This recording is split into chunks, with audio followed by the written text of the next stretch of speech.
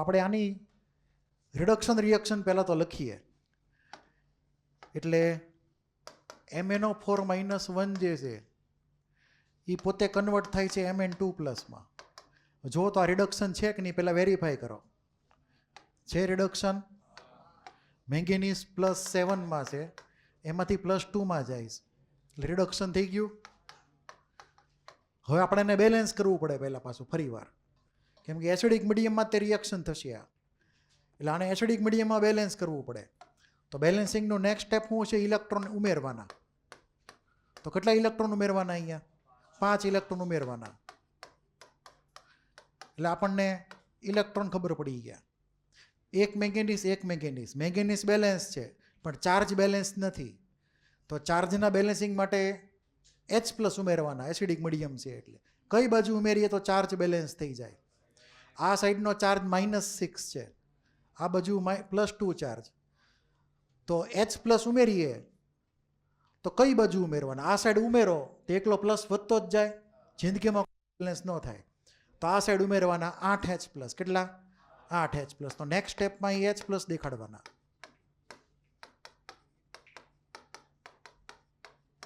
હવે આ 8H+ માટે શું લખવાનું? 4 ઓક્સિજન, એટલે કે 4 વોટર લખી નાખવાના. જો તો બેલેન્સ છે. તો આ હાફ રિએક્શન થઈ ગઈ, રિડક્શન હાફ રિએક્શન. એટલે જે બે આયનો ઇન્વોલ્વ હોય, આ બે આયનો, એને રેડોક્સ કપલ ગણવાના. એટલે કોઈ હાફ રિએક્શનના બે આયનો જો હોય, બંને આયનો જો હોય, તો નામ પડે રેડોક્સ કપલ. અથવા એ જે હાફ સેલ કહેવાય એને ઓક્સિડેશન રિડક્શન હાફ સેલ કહેવાનો. તો આનો જે E0 હશે એ ડિપેન્ડ કોની ઉપર કરશે? તો એનો નર્સ્ટ ઇક્વેશન પ્રમાણે એનો ઇલેક્ટ્રોડ પોટેન્શિયલ, આ એનો RP, આ એનો SRP -0.059 ડિવાઈડ બાય કેટલા લખવાના? 5. અને ત્યારબાદ લોગ આ Mn2+ ઉપર મૂકવાનો, એનું કોન્સન્ટ્રેશન Mn2+નું. ડિવિઝનમાં શું આવશે? MnO4 - 1નું કોન્સન્ટ્રેશન, અને પછી H+નું કોન્સન્ટ્રેશન. બરાબર છે? હા, H+નો પાવર 8 આવશે પાછો, એ ભૂલાઈ ગયો. તો Mn2+ અને MnO4 - નો પાવર 1 અને H+નો પાવર 8. આ તમારું ઇક્વેશન થયું. હવે તમારે એમાં હળી કરવાની, જે હળી કરવાની કીધી હોય એમાં હું તમને કીધેલું છે કે તમારે pH કેટલી લેવાની છે? 3 pH લેવાની છે. Mn2+ 1 મોલર માંડ લેવાનું, MnO4 - 1 મોલર માંડ લેવાનું, H+ જે કીધું છે એ લેવાનો. બીજી ખાસ વાત, આ જે SRP જે છે, આ SRPમાં આ બધા 1 મોલર રાખવાના. કેવા? આ બધા 1 મોલર હોય SRP વખતે. એટલે તમને જે વેલ્યુ લખીને આપેલી છે 1.51 વોલ્ટ, એ આ SRPની વેલ્યુ છે. એ ક્યારે એપ્લિકેબલ માનવાની? બધા જ આયનો 1 મોલર હોય ત્યારે. ક્લિયર? પણ જો આપણે આમાંથી કોઈ એક બદલી નાખીએ તો આની વેલ્યુ આખી બદલાઈ જાય. એટલે હવે તમારે H+ અહીંયા નવો વેલ્યુ મૂકવાની pH 3. હવે તમને રિલેશન ખબર છે ઓલો કે H+ એટલે 10⁻⁻⁻ pH થાય. એટલે આન્સર થયો 1 × 10⁻³ મોલર. એટલે તમે અહીંયા મૂકી દો. 10⁻³ મોલર મૂકશે એટલે 10⁻³ ઉપર વયો જાય. ઉપર જ જાય ને કે નીચે જાય? ઉપર વયો જાય. અને આને તમે 0.060 સમજી શકો, સમજવું હોય તો. અંદાજિત કિંમત લઈ લઈએ તો આ કેટલો ગણીએ? કાંઈ 0.016. તો આની વેલ્યુ મૂકીએ હવે. ઇલેક્ટ્રોડ પોટેન્શિયલ E0 ની વેલ્યુ કેટલી? 1.51 -0.06 મૂકું તો હાલશે ને? નીચે 5 મૂકી દઈએ એટલે આ ઇઝીલી કટ થઈ જશે. પછી Mn2+ ને MnO4 - 1 મોલર માની લેવાના. તો ઓલો H+ કેટલા થાય? 10⁻24 ઉપર વયો જાય એટલે 10⁻24 બની જાય. બરાબર? અને આ કેટલું થાય? 0.012. એની અરે 24નું મલ્ટિપ્લિકેશન. તો બોલો હવે આવડશે આગળ? તો 0.012 એની અરે 12 કરો મલ્ટીપ્લાય કેલ્સીમાં કે પછી જાતે. મને તો બહુ નથી આવડતું મેથ્સ એટલે કહું છું. કરો વર્કઆઉટ આનું કેટલું થાય. 24 ને 240, 240 ને 298 થાય.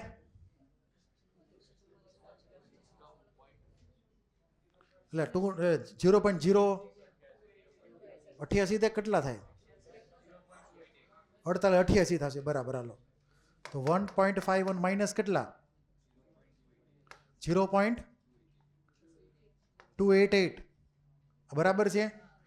હવે ગણી લો કેટલું થાય. 1.222 વોલ્ટ. હવે આ વેલ્યુ જે છે એ કોના કરતાં વધારે છે એ તમે જુઓ. તો તમને વેલ્યુ જો લખીને આપેલી છે 1.36 કરતાં તો એ ઓછું જ છે, 1.07 કરતાં વધારે છે અને 0.54 કરતાં વધારે છે. તો તમે Br માઇનસ અને I માઇનસનું ઓક્સિડેશન કરી શકો, Cl માઇનસનો કંઈ કરી શકો નહીં. આ વેલ્યુ એટલે આન્સર શું થયો? ચેન્નઈ આવે છે જો ક્લિયર એટલું. તો આ SRP થઈ ગયો એટલે કે RP થઈ ગયો, નવી કન્ડિશનમાં RP. અને એ જો સામેવાળાની પાર્ટીના RP કરતાં વધારે હોય તો આનું શું થાય? Preferential reduction. ઓલા લોકોનું શું થશે? ઓક્સિડેશન. એટલે કે આપણે આ પર્ટિક્યુલર રેડોક્સ કપલ લઈને સામેવાળાનું ઓક્સિડેશન કરી શકીએ ખરા, Cl સિવાયના લેવાના. એટલે અહીંયા તમને ક્લિયર થઈ ગયું છે હવે કે હું H+ બદલી શકું. આ H+ની વેલ્યુ એક્ઝામમાં બદલાઈ ગયેલી હોઈ શકે. બરાબર છે. એટલે પીએચ તમને અલગ આપેલી હોય એવું થાય એક્ઝામમાં. પછી એની ઉપરનો ક્વેશ્ચન, 5મો ક્વેશ્ચન. આમાં કોઈને કંઈ ડાઉટ હોય તો બોલી જાઓ. છે કોઈને કંઈ ડાઉટ? નો લેવાય એવી રીતે. કેમ કે તને એને સ્ટાન્ડર્ડ વેલ્યુ કાલે તું લઈ શક, તને 1 મોલર કીધું હોય ને ત્યારે, અથવા કોઈ માહિતી ન આપી હોય તો તું સ્ટાન્ડર્ડ સમજી શક. ઇન્ફોર્મેશન કાંઈ હોય નહીં. આમાં તને ચોખ્ખી ઇન્ફોર્મેશન આપેલી છે કે પીએચ 3 લેવાની છે. એટલે મેં કીધું એ સમજાણો ને. કાંઈ લખ્યું ન હોય તો તમારે ડિફોલ્ટ સ્ટાન્ડર્ડ વેલ્યુ ઉપરથી નક્કી કરવાનું. પણ આમાં તમને લખીને આપ્યું હતું કે H+ની વેલ્યુ બદલાઈ ગયેલી છે એટલે આપણે ફરીવાર એની વેલ્યુ ગણવી પડે RPની. Important question. પછી એની પછી જોઈએ 5મો ક્વેશ્ચન.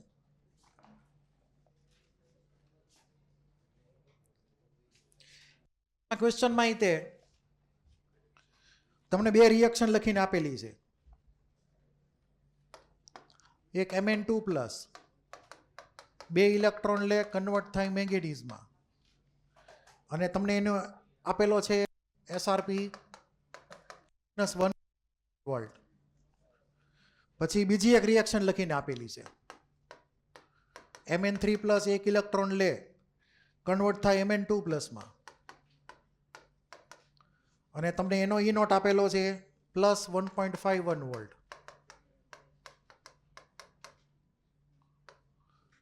આવી 2 રિએક્શન છે. બરાબર. એમાં અમુક લોકોને આગળ 2 લખેલું હોય છે. હવે ગુજરાતીમાં કે ઇંગ્લિશમાં એવું કાંઈ, ગુજરાતીમાં લગભગ એક રિએક્શન નથી આપી. એ ગુજરાતીવાળા રિએક્શન એડ કરી દેજો. તમને રિએક્શન નેટ આ ઇમેજિન કરવાની કીધેલી છે.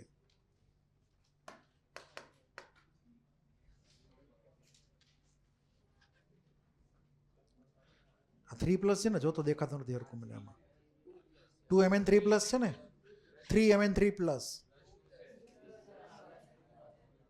નહીં, બેલેન્સ રિએક્શનમાં 2+ છે.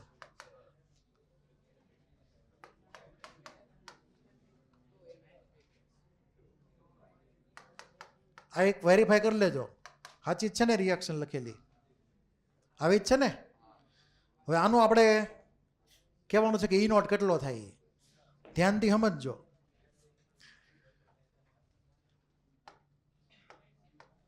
આ ટાર્ગેટ ઇક્વેશન છે. ટાર્ગેટ ઇક્વેશન યાદ છે? તો ઉપરની 2 રિએક્શનનો ઉપયોગ કરીને નીચેનું ટાર્ગેટ ઇક્વેશન લાવવાનું છે. તો શું કરવું પડે બોલો? હા, પણ એ તો 2 પછી થઈ જશે ને, એમાં કંઈ વાંધો નથી. કંઈ આપણને આ 2 રિએક્શન લખીને આપેલી છે.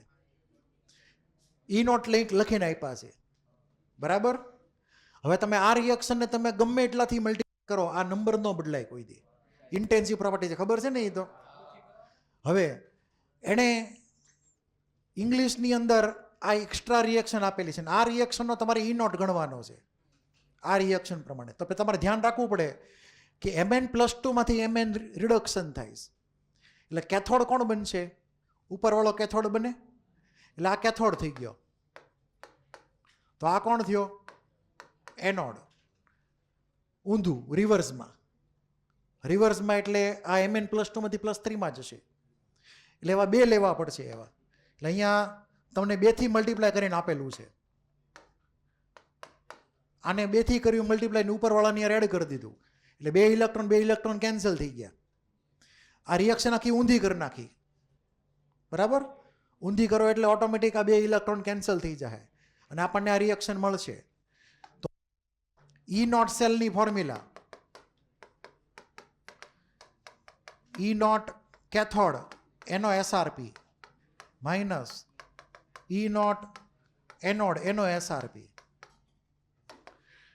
કેથોડ કોણ છે? તો કે ઉપરવાળી આઈટમ, તો -1.18 વોલ્ટ, પછી માઇનસ આ એનોડ છે, બરાબર? એનો SRP +1.51 વોલ્ટ. તો બોલો આનો આન્સર કેટલો થયો? -2.69 વોલ્ટ. હવે આન્સર માઇનસમાં આવ્યો, મતલબ આ રિએક્શન સ્પોન્ટેનિયસ નહીં થાય, રિવર્સ રિએક્શન સ્પોન્ટેનિયસ છે, એનો મતલબ એમ. તો આન્સર -2.69 વોલ્ટ, અને રિએક્શન લખી છે એ પ્રમાણે નહીં, સીધી રિએક્શન થશે એની મેળે. એટલે આન્સર આ બોલો આમાં કયો? આન્સર ચેન્નઈ પ્રમાણે રિએક્શન વિલ નોટ અકર, એટલે કે બેકવર્ડ રિએક્શન થશે, ફોરવર્ડ નહીં થાય ટૂંકમાં. હા, તો હવે કોઈને ડાઉટ છે? હે? બદલાણું નહીં એટલે શું કહે? સમજાણું નહીં એટલે એ કારણ ના બોલે, એક જણ બોલો.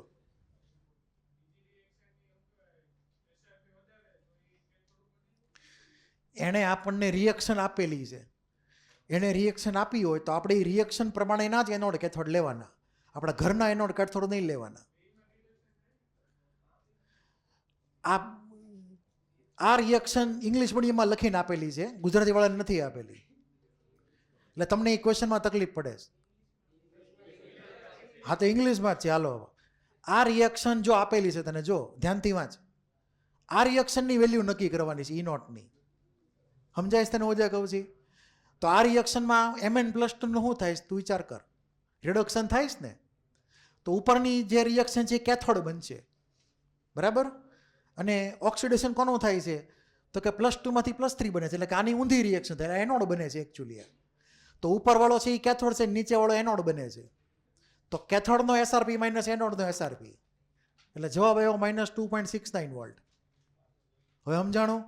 એટલે કે એણે જે લખીને આપી છે એ રિએક્શન એ પ્રમાણે નહીં થાય, ઊંધી થશે રિએક્શન. ક્લિયર એટલું? તો જ્યારે પણ તમને આવી રીતે કોઈ રિએક્શન લખીને આપેલી હોય તો આપણે રિએક્શન ઉપરથી જ તે એનોડ કેથોડ નક્કી કરવાના, ઘરના એનોડ કેથોડ નહીં મૂકી દેવાના, નક્કી કરીને વેલ્યુ જોઈને. રિએક્શન ન લખ્યું હોય તો તમે એ વર્કઆઉટ કરો તો બરાબર છે કે એનોડ કેથોડ નક્કી કરો SRPની વેલ્યુ ઉપરથી. તો આ ટોપિક આપણો હવે પૂરો. હજી દાખલા ઘણા બધા આના અનલિમિટેડ, કેમ કે સૌથી અઘરું ચેપ્ટર છે ફિઝિકલમાં. 2nd નંબરનું અઘરું, આમ તો 3rd નંબરનું અઘરું કહેવાય.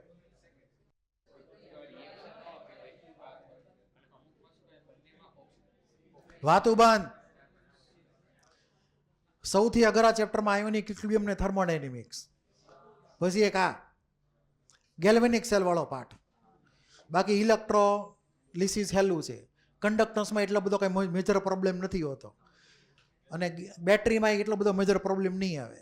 પણ આ છે ને મગજનો દુખાવો છે એક પ્રકારનો, બરાબર? કેમ કે કેલ્ક્યુલેશન જ એ પ્રમાણેની હોય એટલે તમને થાકી જવાય આમાં.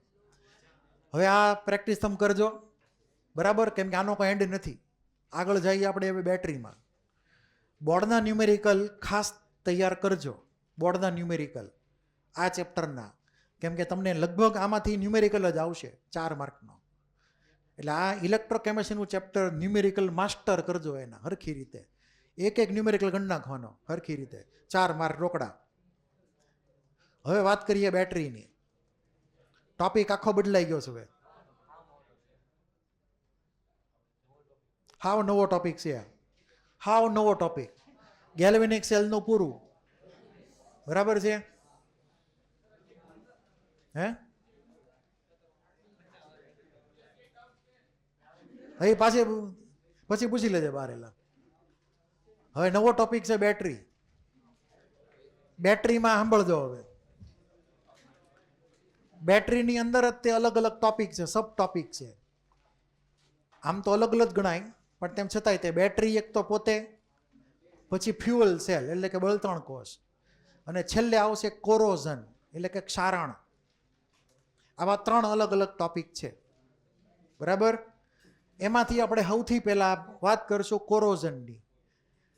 બોર્ડમાં 4 માર્કમાં પૂછીએ, કાંઈ પૂછવું હોય તો થિયરી સેક્શનમાં, એટલે પહેલાં એ કરાવી દઉં કોરોઝન વાળો પાર્ટ. બેટરીની અંદર એક સ્પેશિયલ ટોપિક આવશે જેને કોરોઝન નામ પાડશું, ક્ષારણ, લોખંડનું કટાવવું.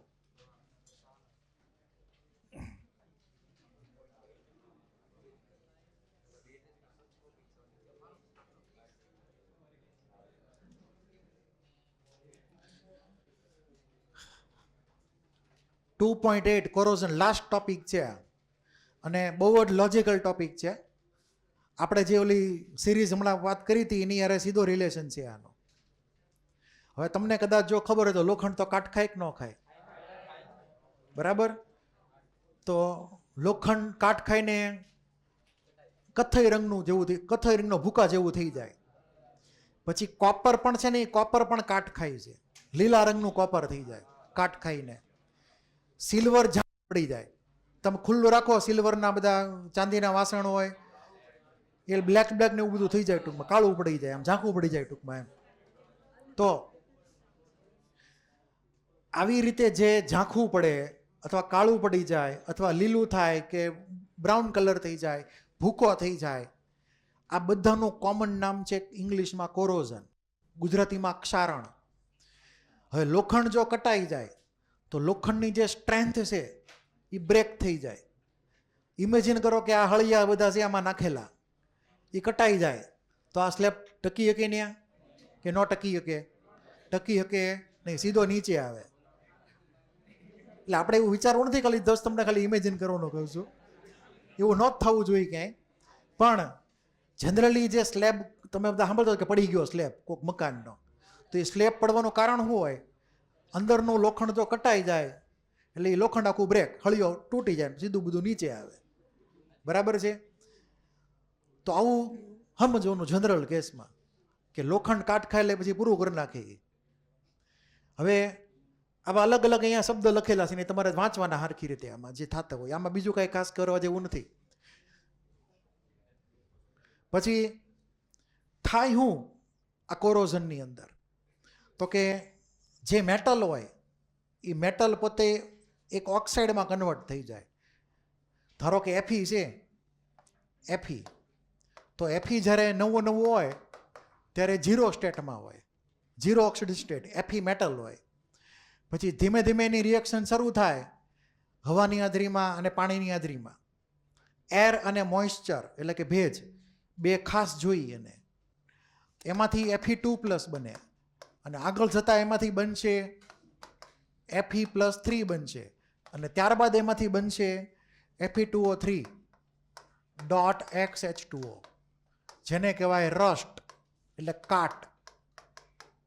તો કાટની ફોર્મ્યુલા તમને એક્ઝામમાં ગુજકેટમાં પૂછે, કાટની ફોર્મ્યુલા Fe2O3.XH2O રસ્ટની ફોર્મ્યુલા છે, ગોખી નાખજો, બરાબર? મતલબ કેટલા સ્ટેજ થયા જોવો આમાં. પહેલું 0 માંથી +2, +2 માંથી +3, અને પછી +3 માંથી કન્વર્ટ થઈ જાય ઓક્સાઇડમાં Fe2O3.XH2O. તો આ રસ્ટ થઈ ગયું. તો આ જે પ્રોસેસ થઈ એને આપણે નામ શું પાડશું? કોરોઝન. તો જનરલી એક ઓક્સાઇડ બની જાય જે તે મેટલનો, જેનો કલર એ પ્રમાણે અલગ અલગ હોઈ શકે, કેસ બાય કેસ પ્રમાણે. તો અહીંયા કોની હાજરી હોવી જરૂરી છે? તો કે વોટર અને એર એ ખાસ હોવા જોઈએ. એ બે જો હોય તો આ રસ્ટિંગ એટલે કે ક્ષારણ ફટાફટ ફૂલ સ્પીડથી થાય. એટલે તમને બધી આ અંડરલાઇન કરેલી જે વર્ડ્સ છે બધા ઇમ્પોર્ટન્ટ છે આપણી માટે એક્ઝામમાં, બરાબર? અંડરલાઇન તમને કરીને આપેલા જ છે. તો વોટર અને એરની રિક્વાયરમેન્ટ ખાસ જોશે. રસ્ટિંગ થવા માટે. ખાસ ધ્યાન રાખજો, ભૂલતા નહીં. હવે આની કેમિકલ રિએક્શનની વાત કરીએ તો આ એની કેમિકલ રિએક્શન છે.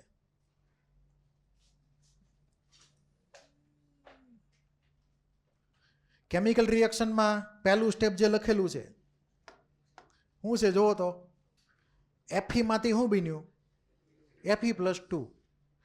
ક્યાંક કોક જગ્યાએ એક Fe એટમે 2 ઇલેક્ટ્રોન રિલીઝ કર્યા, તો એ 2 ઇલેક્ટ્રોન જો વપરાય નહીં ક્યાંય બીજે કઈ જગ્યાએ તો એ રિએક્શન આગળ વધે નહીં.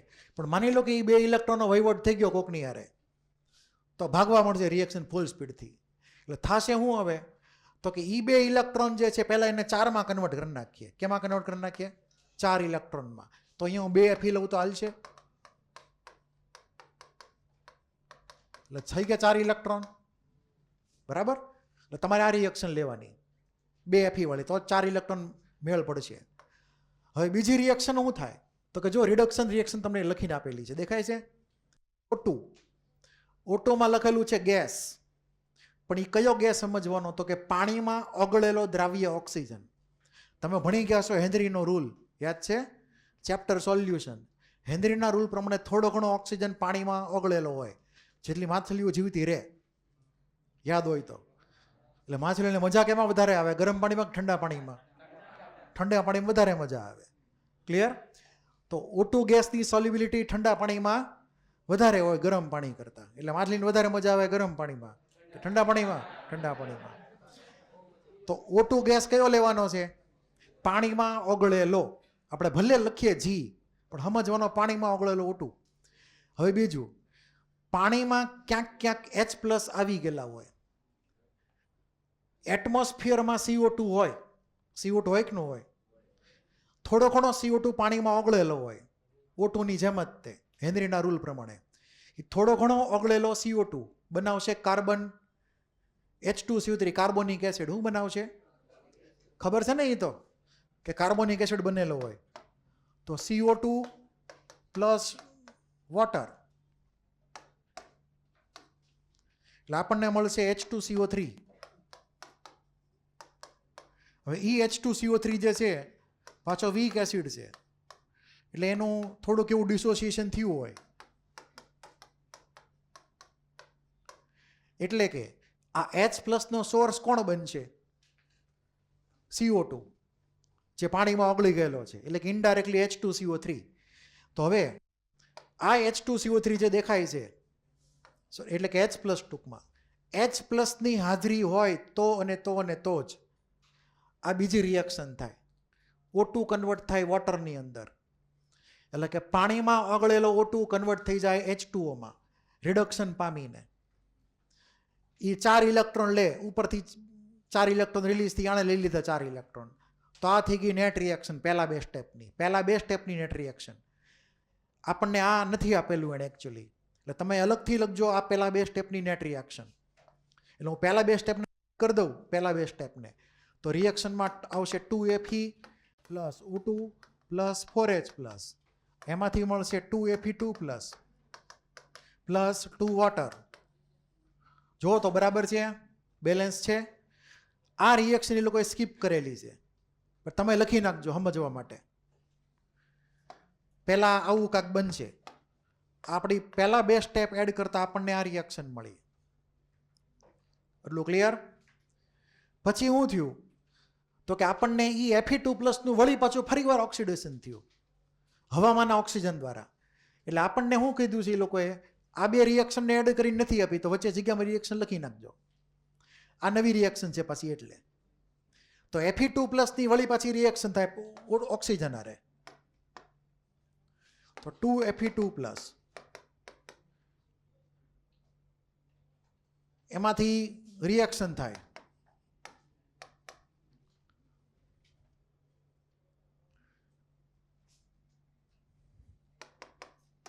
Half O2. તો અહીંયા આપણને મળશે Fe2O3 + 4H+, એટલે કે આ બીજી રિએક્શન. એટલે કે Fe2+ નું એર ઓક્સિડેશન કન્વર્ટ કેમાં થાય? Fe3+ મને પછી Fe3+ મને કન્વર્ટ થઈને કેમાં કન્વર્ટ થઈ જાય? Fe2O3માં. અને એ Fe2O3 આગળ જતાં વોટર સાથે એટેચ થઈ જાય, આપણને આપશે રસ્ટ Fe2O3.XH2O. તો આ થઈ ગયો રસ્ટ, એટલે કે ક્ષાર. તો આટલા સ્ટેપ હતા એમાં રસ્ટિંગની અંદર. આ તમને સ્ટેપ ખાવાના. જો બોર્ડમાં પૂછાય કે એક્ઝામમાં નેક્સ્ટ ટાઈમ પૂછાય તો તમારે ખાસ રિએક્શન લખવાની બધી જે લખી છે એ પ્રમાણે. તો આ રિએક્શન ખાસ ભૂલતા નહીં. શું બન્યું છેલ્લે? Fe2O3 ફેરિક ઓક્સાઇડ બની ગયો અને 4H+ રિલીઝ થયા. હવે અહીંયા 8H+ આવે છે. આમ તો બેલેન્સિંગ કરીએ 2Fe.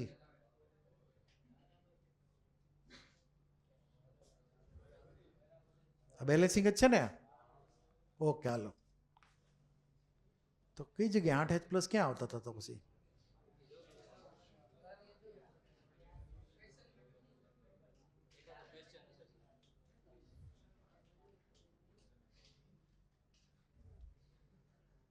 હાલો, કાંઈ વાંધો નહીં. એમાં શું છે કે અહીંયા જે ઇલેક્ટ્રોનની આપલે થઈ ને 2 ઇલેક્ટ્રોન અહીંયા આપલે કરાવી છે, એટલે આમાં કાંઈ વાંધો નહીં. જો કે એનાથી કંઈ ફેર નહીં પડે. હવે તમે એક વસ્તુ જો કોમન જોઈ લ્યો. અહીંયા જો અહીંયા 4H+ વપરાણા, અહીંયા વપરાણા ને 4H+, તો નવા 4H+ બની ગયા. ક્લિયર? તો આ H+ આપણને પાછા મળ્યા. હવે આ H+ જે છે વળી પાછા રિએક્શનમાં વપરાય કે ન વપરાય ઉપર પાછા? એટલે એકવાર ચક્કર શરૂ થઈ જાય, આખી રિએક્શનની સાયકલ એકવાર શરૂ થઈ પછી હાલ્યા જ કરે રિએક્શન.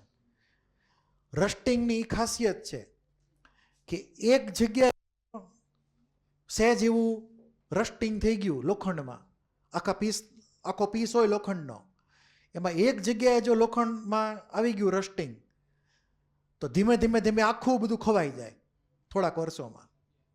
ક્લિયર? ખાલી એક જગ્યા જો સહેજ ઊભી ખુલ્લી રહી ગયું હોય ને તો.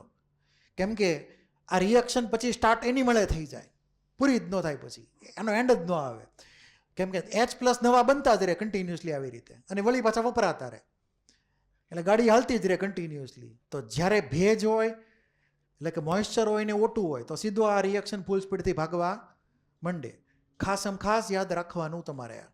ક્લિયર? એટલું. આમાં કોઈને કાંઈ ડાઉટ જ પહેલાં બોલી જાઓ. છે કોઈને કાંઈ ડાઉટ? નથી ને? હાલો આગળ જઈએ. હવે આનો ઉપયોગ ક્યાં આપણે કરવાનો એક્ઝામની અંદર? પ્રશ્ન કેવી રીતે આવે? ધ્યાન આપજો. હવે હું તમને હિન્ટ આપી દઉં છું, પછી તમને પ્રશ્ન પૂછીશ. જો હું આ H+ ઓછા કરી નાખું તો આ રિએક્શન થાય કે ન થાય?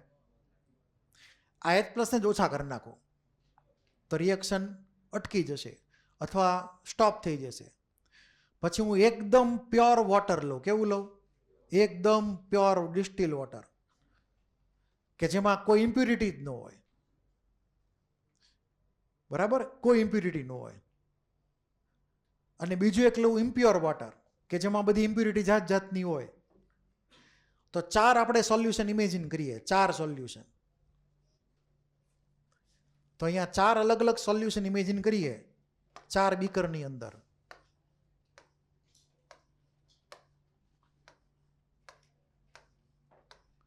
આ બધા બીકરની અંદર તમારે લોખંડનો હળિયો મૂકી દેવાનો. ઇમેજિન કરજો કે આ બધામાં લોખંડનો હળિયો મૂકેલો છે.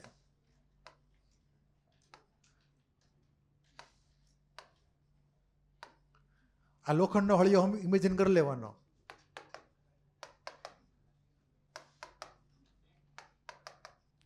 હવે ધારો કે પહેલું સોલ્યુશન જે છે એને માની લ્યો NaOH નું સોલ્યુશન, NaOH aqueous. પછી માની લઈએ ધારો કે HCl aqueous. પછી લઈએ અલ્ટ્રા પ્યોર વોટર. કેવું? અથવા ડિસ્ટિલ વોટર. બરાબર? અને અહીંયા લઈએ ઇમ્પ્યોર વોટર અથવા સોલ્ટી વોટર. એમ તમે કહી શકો સોલ્ટી વોટર, મીઠાવાળું પાણી. હવે આ ચારે ચારમાં સૌથી પહેલા રસ્ટિંગ ક્યાં હળિયામાં શરૂ થાય છે? સૌથી પેલો કયો હળિયો કટાઈ જાય? Simple question. HCl માં વારો પડી જાય બિચારાનો. ભરપૂર માત્રામાં H+ છે. જોત ખરી તમે, દુકાન ખોલીને બેઠો, ગોડાઉન છે આખું એની આગળ. બરાબર? તો લેવાઈ જાય કે ન લેવાઈ જાય? H+ જોઈએ એટલા વાપરતું તારે. NaOH માં H+ ની ખોટ છે તો થોડો ઘણો બચાવ થઈ ગયો. ઓલું સેકન્ડ સ્ટેપ આપણે જે લખ્યું હતું જેમાં H+ હોવા જોઈએ એ ન થાય પછી. ક્લિયર એટલું? પછી અલ્ટ્રા પ્યોર વોટરમાં આપણે ઓક્સિજન ઓગળેલો ન હોય. ઓક્સિજન કેવો હોય? ઓગળેલો હોય, કેમ કે અલ્ટ્રા માનેલું છે એમ.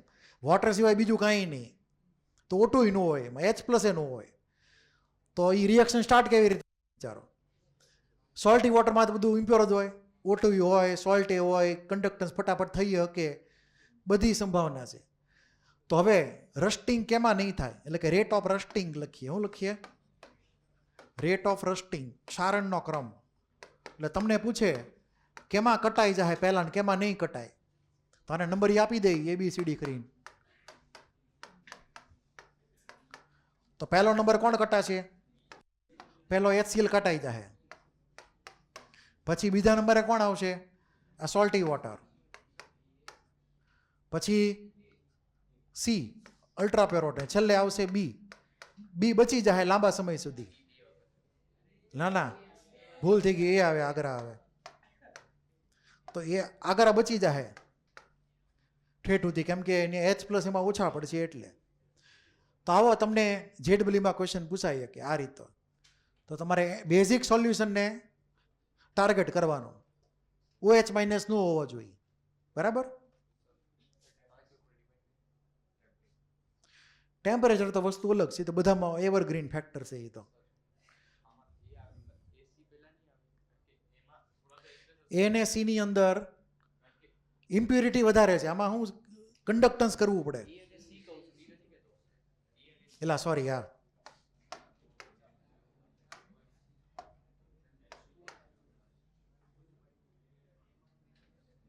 પેલો B, પછી D, પછી C જ આવે ને. એલા C માં તો આમાં H+ ઓછા છે, NaOH માં. તે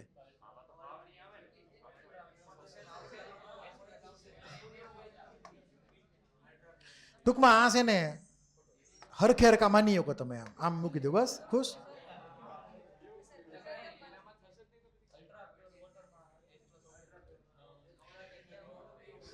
ઓલો NaOH છે, H+ આપશે જ નહીં.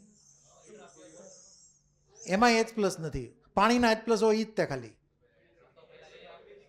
પાણીના H+ તો જીવતા હોય કે ન હોય? આમાં પાણીના H+ ઓછા હોય NaOH માં. OH- વધી ગયા એટલે હા ઓછા OH+ થઈ જાય. એટલે C અને એમાં આપણે એને થોડુંક પાછળ મૂક્યું. NaOH 21 છે એટલે. અલ્ટ્રા પ્યોર વોટરમાં પાણીનો તો હોય ને H+, પાણીના પોતાના H હોય, પર્સનલ H+ બધા એના. તો એને એ તો કદાચ આપી શકે ઈચ્છા હોય તો. NaOH માં તો એ ઓછા હોય હાવ. એટલે એ સેન્સની આધારે આપણે એ પ્રમાણે ઓર્ડર નક્કી કર્યો. તો આ તમારે યાદ રાખવાનું. બીજું એ કે આ H+ તો CO2 એક સોર્સ હતો, પણ એ ઓનલી સોર્સ નથી, બીજા બધા સોર્સિસ એ હોય. વાંચો આ લાઈન આખી.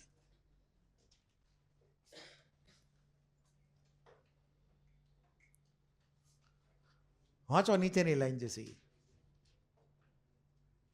Hydrogen in water may also be available due to dissolution of other acidic oxides. નાઇટ્રોજનના ઓક્સાઇડ હોય એટમોસ્ફિયરમાં, એ પણ એસિડિક છે, એ ઓગળી જાય. સલ્ફરના ઓક્સાઇડ, સલ્ફર ડાયોક્સાઇડ, એ પણ પાણીમાં ઓગળેલો હોય સેત્સે જેવો, જેથી કરીને પણ પાણી એસિડિક બને. તો મેઇનલી સોર્સ CO2 છે, પણ બીજા બધા ઓલ્ટરનેટિવ સોર્સિસ એ હોઈ શકે નાઇટ્રોજન અને સલ્ફરના ઓક્સાઇડમાં. હવે અહીંયા બીજી ખાસ વાત, તમે જોડવા જોયું છે? હા, એકના મારા તો બીજાને અસર થાય, ખબર છે ને? બે જુડવા હોય, બે ટ્વિન્સ હોય, એકને મારો તો બીજાને અસર થાય એમ. તો એવું આમાં જ હોય, એવું તો આમાં જ હોય. આમાં એવી રીતે સમજવાનું છે, તમે કોઈ એક જગ્યાએ હળી શરૂ કરી એફીની, બરાબર, કોઈ એક જગ્યાએ એફીની હળી શરૂ થઈ તો રસ્ટિંગ બીજે ક્યાંક થશે. ક્લિયર છે? એટલે અહીંયા એક આ ફિગર જોવો હરખી રીતે. આ ફિગર એકવાર ધ્યાનથી જોવો, મોડ્યુલમાં ફિગર આપેલી છે, પછી વાત કરીએ ફિગરની. અનુકૂળતા એ પેલા નજર ફેરવી લે હરખી રીતે. આ મોડ્યુલમાં આપેલી જ છે. વાતો બંધ.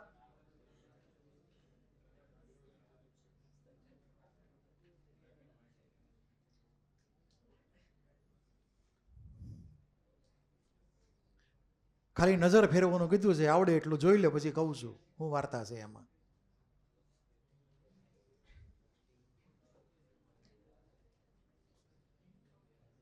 એક્ઝામમાં 4 માર્કનો ક્વેશ્ચન હોય તો આ ફિગર ડ્રો કરવાની તો માર્ક મળશે.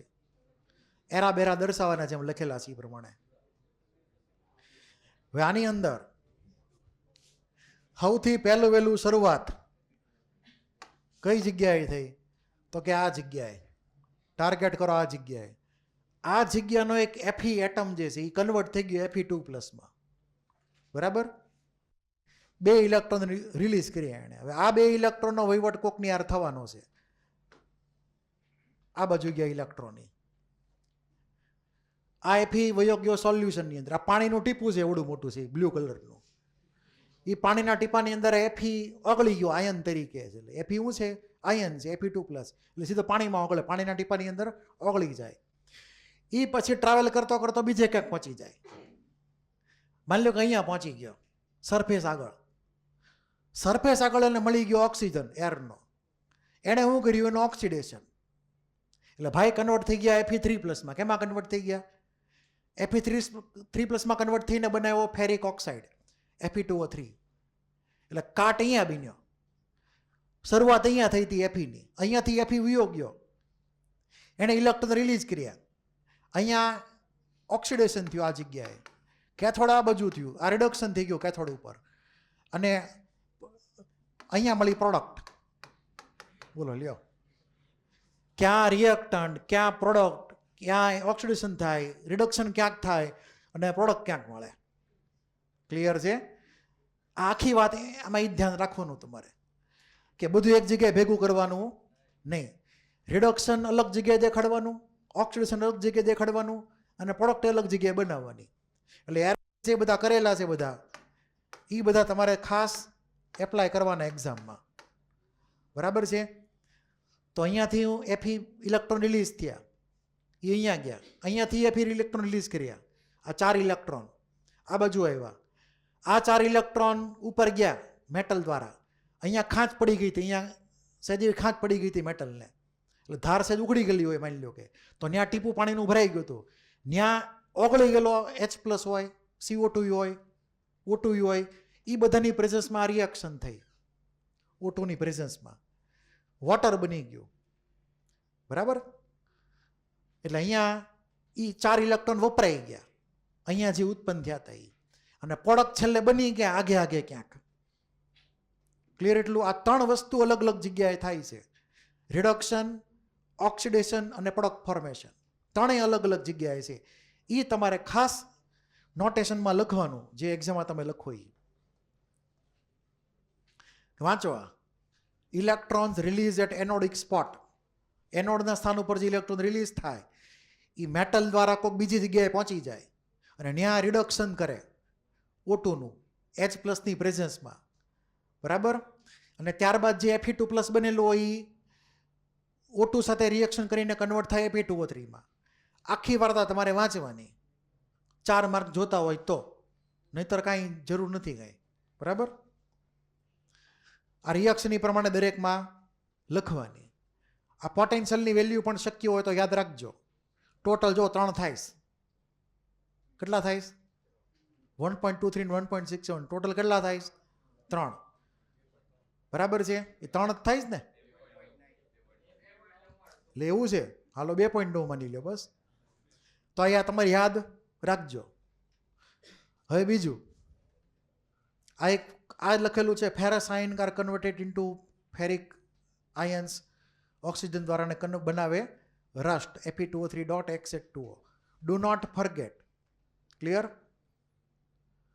હવે આગળ જઈએ. હવે આને સ્ટોપ કરવું હોય તો શું કરવાનું?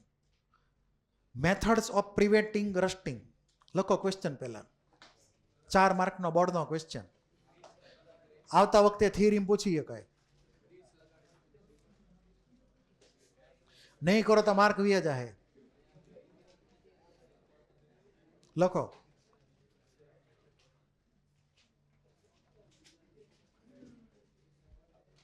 Explain the rusting of iron.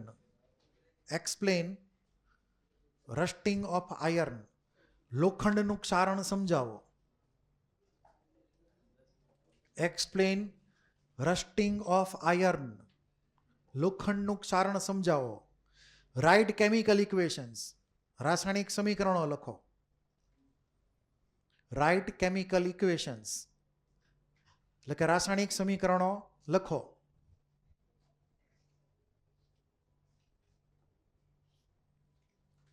એમાં આગળ રાઇટ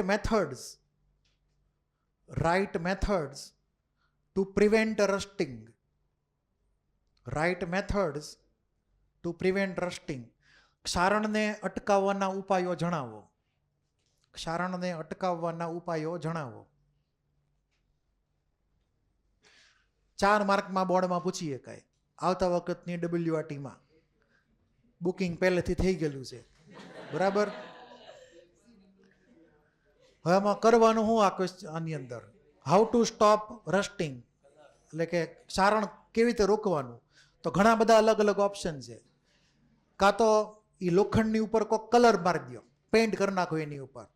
તો પેઇન્ટ જે છે એ વોટરનો કોન્ટેક્ટ થવા નહીં દે. FER વોટર કોન્ટેક્ટમાં આવે નહીં તો રસ્ટિંગ શરૂ ન થાય. એટલે આપણે એની ઉપર પેઇન્ટ કરી નાખ્યું. લોખંડને જો પેઇન્ટ કરવામાં આવે તો રસ્ટિંગ ધીમું પડી જાય અથવા સ્ટોપ થઈ જાય છે. પણ જો કલર ઉખડી ગયો તો રસ્ટિંગ સ્ટાર્ટ પાછું. એટલે કલર ક્યાંકથી ઉખડેલો હોય તો ધીમે ધીમે બધી જગ્યાએ કટાવવા માંડે ધીમે ધીમે. કેમ કે એ તો ગમે એને કાટ ખાવાનું છે. એકવાર સેજ એવું લેયર ઉખડી ગયું પેઇન્ટનું તો પછી બીજો રસ્તો છે એની ઉપર કોઈ કેમિકલ લગાડી દો. ઇનટ કેમિકલ, નિષ્ક્રિય કોઈ રસાયણ હોય, ઇનટ કેમિકલ કે જે ઓટું ન્યારે એને મેચ ન થવા દે કોઈ રીતે. ક્લિયર? તો ઇનટ કેમિકલ લગાડી દેવાનું. અને પછી એવું ન કરવું હોય તો આપણે બીજી કોક મેટલનો ઢોળ એની ઉપર લગાડી દેવાનો. બીજી કોક મેટલનું લેયર, એટલે કે ઇલેક્ટ્રોપ્લેટિંગ કરવું પડે. શું કરવું પડે? ઇલેક્ટ્રોપ્લેટિંગ. બરાબર છે? તેની માટે 2 પોસિબલ મેટલ છે. એક મેટલ છે ટીન SN અને બીજી છે ઝીંક. એટલું ક્લિયર? 2 મેટલ છે. હવે આપણે રિએક્ટિવિટીમાં વાત કરી હતી, યાદ હોય તો. રિએક્ટિવિટી એમાં શું લખ્યું હતું? ઓલ ઝાંઝરની ફેશન. યાદ છે ને? કાના કેમ માંગે ઓલ ઝાંઝરની ફેશન. તો zinc more than Fe more than SN. બરાબર? હવે અહીંયા આપણે ધ્યાન એ રાખવાનું છે, આપણું ટાર્ગેટ કોને બચાવવાનું છે? Fe ને બચાવવાનું છે. તો આપણી આગળ 2 ઓપ્શન છે. કાં તો ઝીંકનું લેયર લગાડો, કાં તો SNનું લેયર લગાડો. વધારે ફાયદાકારક કયું? તો ઝીંક આપણને વધારે ફાયદાકારક છે SN કરતાં. શા માટે? ધારો કે SN લગાડીએ તો શું થાય? તો SN તમે લગાડેલું હોય Fe ઉપર. ધારો કે આ નાનો એવો હળિયો માની લ્યો Fe નો. તમે એની 4 કોર તમે માની લો કે SN નું લેયર લગાડેલું છે. 4 કોર SN લગાડી દીધું છે તમે. માની લો કે કોઈ એક જગ્યાએ ઉખડી ગયું છે જેવું SN. સપોઝ આ જગ્યાએ ઉખડી ગયું SN, તો અહીંયાથી રસ્ટિંગ શરૂ થઈ જાય. કેમ કે સરફેસ આખી ઓપન થઈ ગઈ અને SN જે છે એ બચાવી નહીં શકે. હવે ભલે હાજર હોય તોય નહીં બચાવી શકે. ક્લિયર છે? કેમ કે એક સાઈડમાંથી લેયર છે જે ઉખડી ગયેલું છે, તો રસ્ટિંગ સીધું સ્ટાર્ટ થઈ જાય. કેમ કે એફીની રિએક્ટિવિટી વધારે છે એસએન કરતાં, એટલે એફીનું ઓક્સિડેશન પહેલાં થવા માંડે ફટાફટ ફૂલ સ્પીડથી. તો આ એસઓપીનો ઓર્ડર છે, તમને ખબર હોય તો એફીનો એસઓપી વધારે છે એસએન કરતાં, એટલે એફીનું થાય પ્રેફરન્શિયલ ઓક્સિડેશન.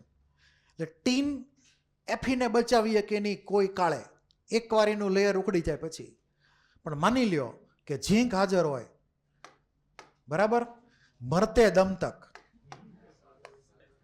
ઝીંક છે ને એ મરતે દમ તક ઓલા બચાવે એફીને. આ ચારેક વાર તમે ઝીંક ઇમેજિન કરી લ્યો, ચારેક વાર ઝીંક ભલે ઉખડી ગયેલું હોય તોય તે હલો સહેજ ઉખાડ દઈએ અહીંયા, ધારો કે ઉખડી ગયેલું છે અહીંયા, તોય તે આજુબાજુ તો ઝીંક છે ને, તો ઝીંક અને એફી બેની વચ્ચે રેસ લાગે ઓક્સિડેશનની. જીતે કોણ? ઝીંક જ જીતે.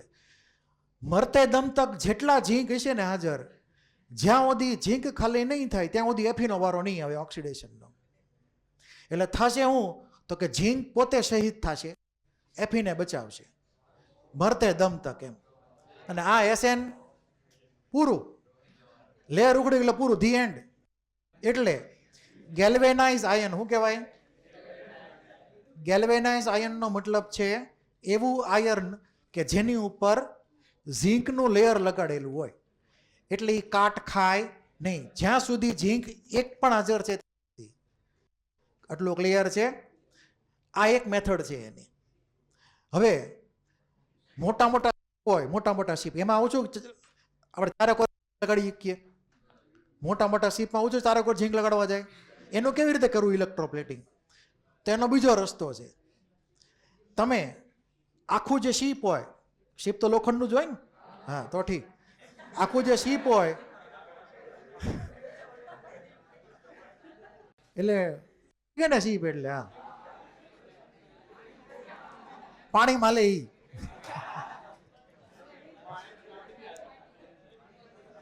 પાણીમાં તરે ઈ, બસ હાલે ઈ નહીં. તો ઓલું જે વહાણ જે છે, શીપ જે છે, એની સાથે કોન્ટેક્ટમાં એફી કરતાં વધારે રિએક્ટિવ જે મેટલ હોય, એફી કરતાં વધારે રિએક્ટિવ મેટલ, એટલે કે મેગ્નેશિયમ અથવા એલ્યુમિનિયમ અથવા બીજી કોઈ પણ સસ્તી પડે એની હારે એનો વાયરથી કોન્ટેક્ટ રાખવાનો, વાયરથી ખાલી કોન્ટેક્ટ રાખી મૂકવાનો, બરાબર છે? બીજું કાંઈ નહીં કરવાનું. તમે વાયર જોઈન કરી દો એટલે ઓક્સિડેશન ઓલા એમજીનું જ થાય, મેગ્નેશિયમનું જ થાય, એફીનું થાય જ નહીં જ્યાં સુધી મેગ્નેશિયમ હાજર હોય ત્યાં સુધી. કેમ કે મેગ્નેશિયમ રિએક્ટિવિટી સિરીઝમાં આગળ છે, કાના કેમ માંગે યાદ છે ને, એટલે એમજી પહેલાં આવે એફી કરતાં.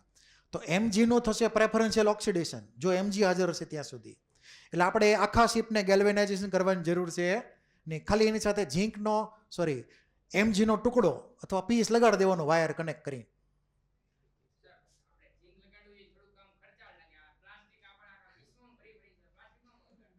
હે પ્લાસ્ટિક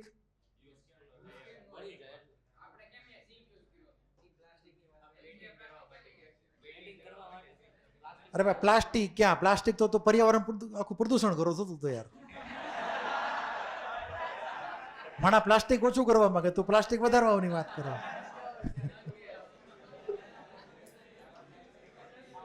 ઓલા મોદી ઓલા કોથળી ઉપર કોથળી બંધ કરાવે છે બધી પ્લાસ્ટિકની કોથળી, તું ચાલુ કરાવવા માંગો છે. હાલો ધ્યાન આપો અહીંયા આવે. હે એ છે એક આઈટમ છે એક.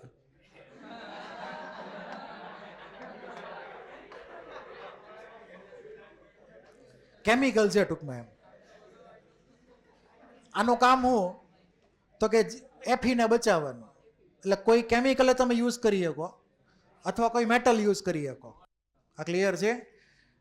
તો આપણે અલગ અલગ રસ્તા છે એના બચાવવા માટેના. લખવાની માટે question. Give reason.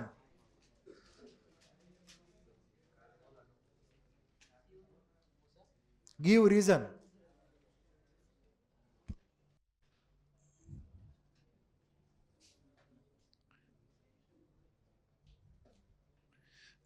Iron is galvanized. Iron is galvanized by zinc preferentially. Iron is galvanized by zinc preferentially, but not tin. Iron is galvanized by zinc preferentially, but not tin, SN. એટલે કે ગુજરાતીમાં કહી તો લોખંડ ઉપર galvanise કરવા માટે ઝીંકનો ઉપયોગ થાય છે, સામાન્ય રીતે ટીનનો ઉપયોગ થતો નથી. એનો મતલબ એવો કરવાનો. લખો જવાબ.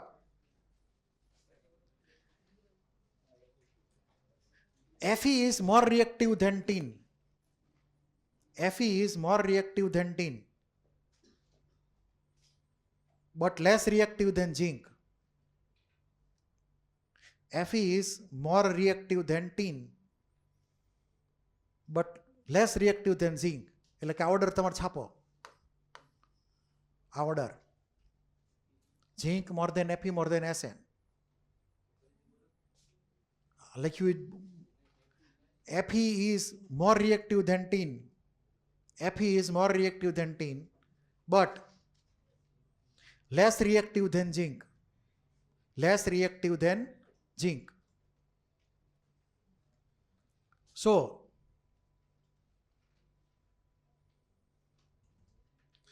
zinc will preferentially get oxidized. Zinc will preferentially get oxidized. એટલે કે ઝીંકનું પહેલા ઓક્સિડેશન થશે. Zinc will preferentially get oxidise. ક્યાં લખ્યું? Zinc will get preferentially oxidise and saves Fe. And saves બચાવે છે. Zinc will preferentially get oxidise એટલે ઝીંકનું પ્રથમ ઓક્સિડેશન થશે જેથી Fe બચી જશે.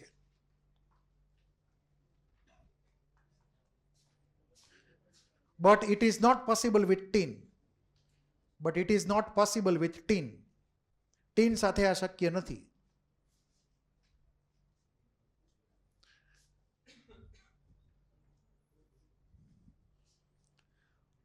તો યાદ રાખજો, ઇમ્પોર્ટન્ટ છે એક્ઝામ માટે.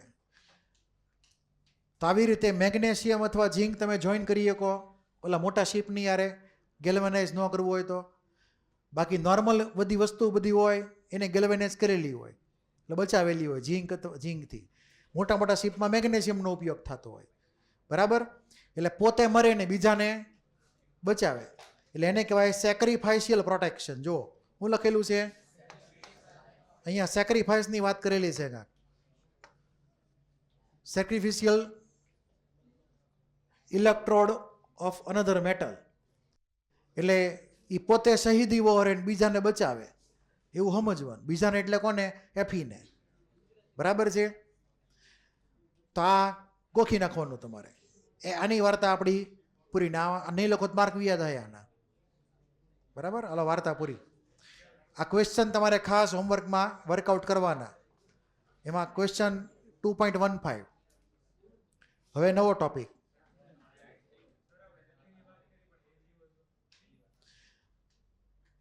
હવે એજીનો અલગ છે. હવે એટલે સિલ્વરને બચાવવા માટે ઓલું હોનું વાપરીએ કઈ? બોલો.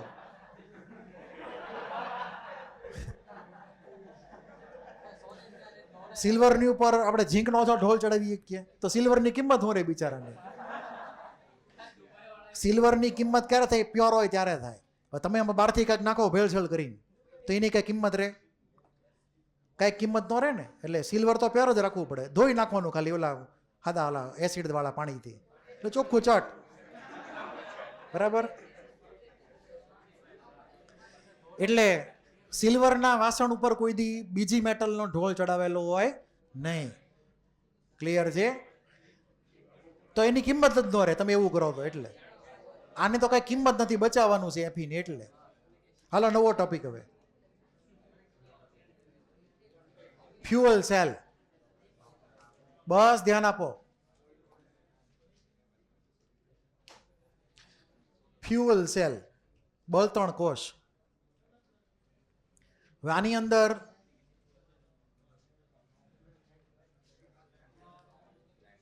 ફ્યુઅલ સેલનો ટોપિક મોટો છે, નહીં થાય, નાનો ટોપિક લઈ લઈએ. હાલો ધ્યાન આપો હવે. બસ હાલો ધ્યાન આપો, ઇમ્પોર્ટન્ટ છે એક્ઝામ માટે. બેટરી છે ને બે ટાઈપની હોય. એક ટાઈપની બેટરી યુઝ એન્ડ થ્રો, વાપરીને ફેંકી દેવાની. બીજી બેટરી ચાર્જેબલ આવે, એ લેપટોપ ને મોબાઈલ વાળી. બરાબર, બે ટાઈપની બેટરી થઈ ગઈ. એક ઓલા સેલ ફેંકી દેવાના યુઝ એન્ડ થ્રો, અને બીજા ચાર્જેબલ. તો જે યુઝ એન્ડ થ્રો ટાઈપના જે સેલ હોય, વન ટાઈમ યુઝ કરીને ફેંકી દેવાનો હોય, એને કહેવાય પ્રાઇમરી બેટરી. શું કહેવાય એને? પ્રાઇમરી બેટરી, એટલે પ્રાથમિક કોષ, પ્રાથમિક બેટરી બધી. તો પ્રાઇમરી બેટરી જે છે એ વન ટાઈમ યુઝ માટે છે. સેકન્ડરી બેટરી જે હશે, સેકન્ડરી દ્વિતીય કોષ, તો સેકન્ડરી બેટરી એ રિચાર્જેબલ છે. તો પહેલાં આપણે એક્ઝામ્પલ લઈ લઈએ બેટરીનું. વન ટાઈમ યુઝ થાય એવો એક પાવર કયો? લેકલાન છે સેલ. આ નામ યાદ રાખજો, લેકલાન છે. એને ડ્રાય સેલ પણ કહેવામાં આવે. એટલે હાદો જે પાવર આવે ને, એ હાદા પાવરની વાત કરીએ છીએ આપણે. હાદો પાવર એટલે કે ડ્રાય સેલ, એનું બીજું નામ છે લેકલાન છે સેલ. લખવાની માટે ક્વેશ્ચન પહેલા.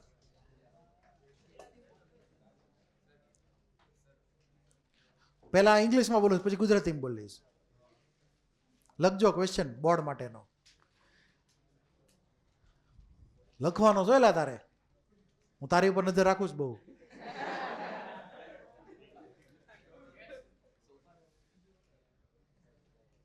Write the construction and working. Write the construction and working of dry cell. સૂકા કોષની રચના અને કાર્ય સમજાવો. સૂકા કોષ ડ્રાય સેલ ની રચના અને કાર્ય પદ્ધતિ સમજાવો.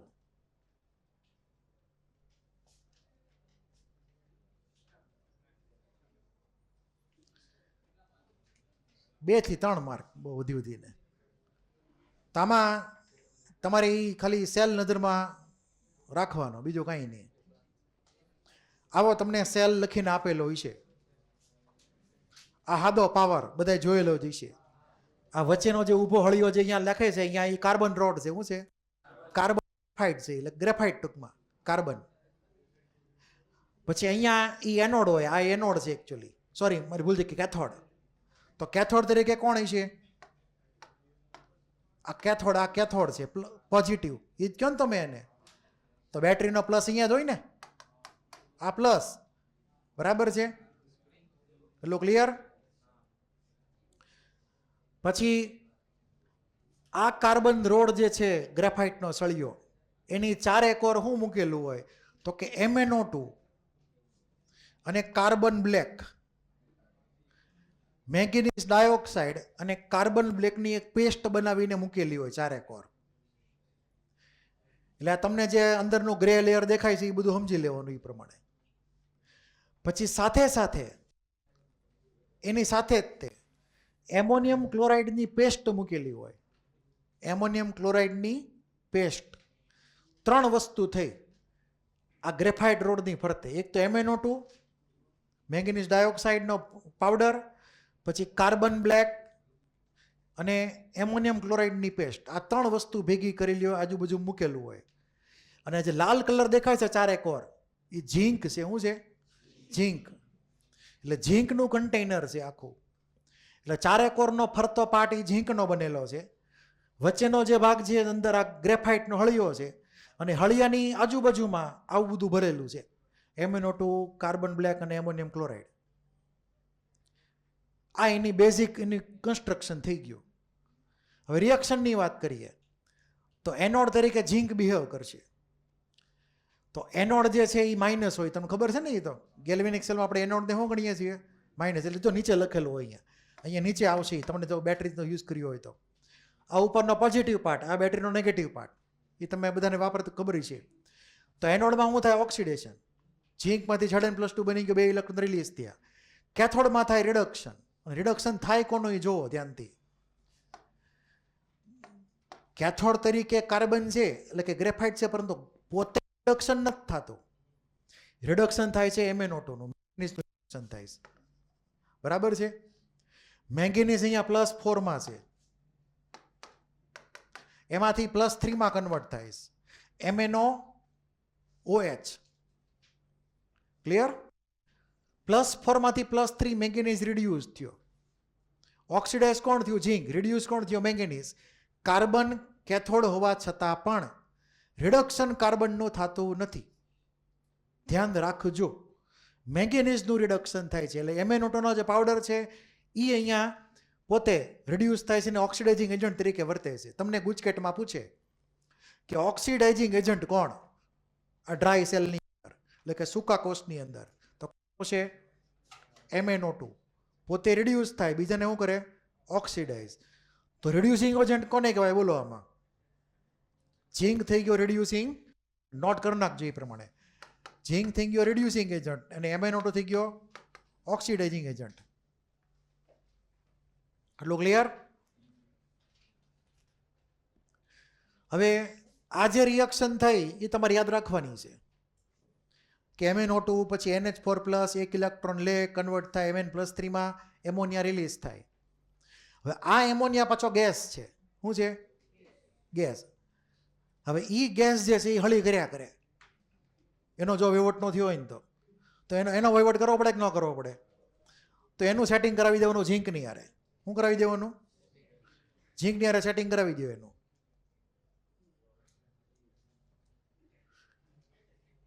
એટલે કે એવું સમજવાનું કે ઝીંક અને એમોનિયા એ કમ્બાઈન થઈ જાય.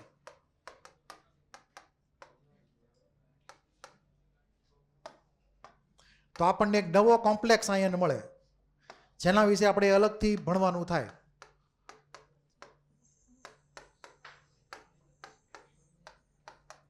આવી રીતે Zn+2 જે બન્યો ને એનોડ ઉપર, આ Zn+2 જે બન્યો એ નવરો તો બેઠશે નહીં. એ કોની હળી કરશે? એમોનિયાની હળી શરૂ કરશે. ઝીંકને એમોનિયા ગમે એટલે એમોનિયા સાથે એનો કોઓર્ડિનેટ બોન્ડ બને. શું બને? Coordinate bond. ZnNH3 4 2+, એક ટાઈપનો કોમ્પ્લેક્સ બને. આ કોમ્પ્લેક્સ sp3 છે ઝીંક માટે અહીંયા, અને ટેટ્રાહાઇડ્રલ શેપ થઈ ગયો એનો. આવું આપણે ભણવાનું આવશે કોમ્પ્લેક્સ કમ્પાઉન્ડના ચેપ્ટરની અંદર, જે નેક્સ્ટ ચેપ્ટર હવે ચાલુ થશે એ. તો ZnNH3 4 ઓવરઓલ 2+, એમાં ઝીંકનું હાઇબ્રિડાઇઝેશન sp3 અને શેપ ગણવાનો ટેટ્રાહાઇડ્રલ. એટલે કે એમોનિયાનો ગોઠવાઈ ગયો ઝીંક આરે, એટલે એમોનિયા હળી કરશે નહીં. હવે જો એમોનિયા ફ્રી રહી ગયો હોત તો પથારી ભરી જાત સેલની. ક્લિયર છે? એટલે એમોનિયાનો વહીવટ આપણે કરી નાખ્યો જેમ અહીંયા લખેલું છે એ પ્રમાણે. એક ટાઈપનો કોમ્પ્લેક્સ બનાવી નાખે. અને આ સેલ જે છે એનો વોલ્ટેજ 1.5 વોલ્ટ છે. કેટલો? 1.5 વોલ્ટ. ખબર છે ને? એ તો 1.5 વોલ્ટ એનો વોલ્ટેજ ગણવાનો સાદા સેલનો. સેલ જે આવે ને એવા તમે સિરીઝમાં જોઈન કરો તો એ પ્રમાણે વોલ્ટેજ પછી વધારી શકાય, વધારવા હોય એટલા. આટલું ક્લિયર? એટલું તો આ તમારે છાપી નાખવાનું જો પૂછાય ને તોની વાત છે. બીજું એક આમાં એ પણ યાદ રાખવાનું કે થોડુંક એવું ઝીંક ક્લોરાઇડે નાખેલું હોય, નામ પૂરતું. શું નાખેલું હોય? એમોનિયમ ક્લોરાઇડની પેસ્ટ હોય જ તે, પણ હારે હારે શું મૂકવું પડે?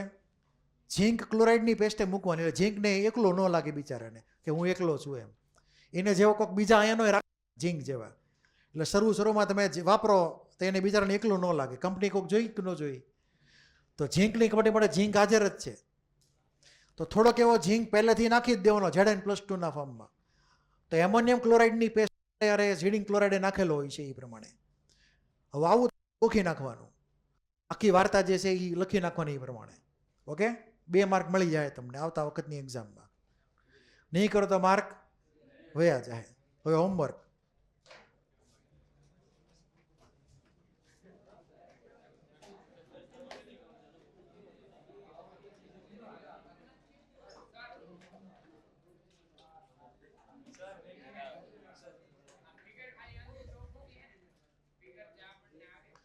ફિગર તો ગમે ડ્રો કરો.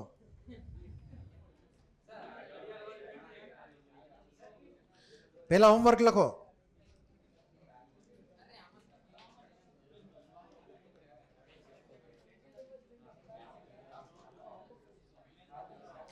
મેં તમને ઓલ્ડ ટેક્સ્ટ બુક એક્સરસાઇઝના 1 થી 12 આપ્યા હતા. હવે આગળ